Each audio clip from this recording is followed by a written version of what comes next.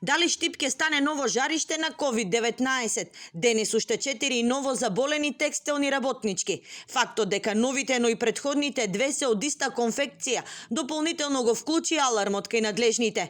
Кризниот општински штаб од конфекционерите и превозниците побара засилена дезинфекција во производствените капацитети и автобусите со кои се превезуваат работниците.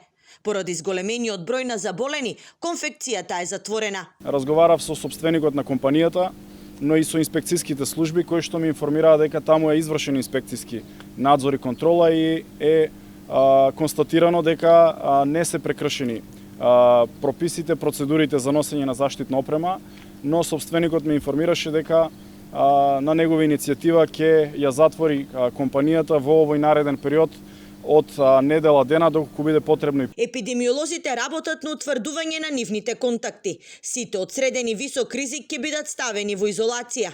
Од Центарот за јавно здравје уште вчера упатија апел автобусите задолжително да се дезинфецираат, но и максимално да се применуваат мерките за заштита. Се шпекулира дека ист автобус од дома до работа користеле работнички од 3 различни конфекции, што би можело да значи и нагло зголемување на бројот на инфицирани. Според Штипјани, во целата оваа криза текстилните работнички се најнезаштитени. Само конфекциите не се заштитени од короната, другите сите се заштитени.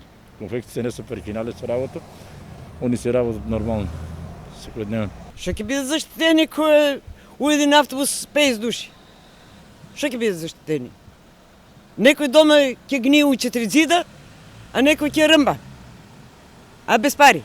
Уште на самиот старт од епидемијата Алфа алармираше дека во автобусите со кои се превезуваат текстилните работнички не се почитуваат мерките за заштита, а уште помалку задолжителното растојание од максимум 2 метри.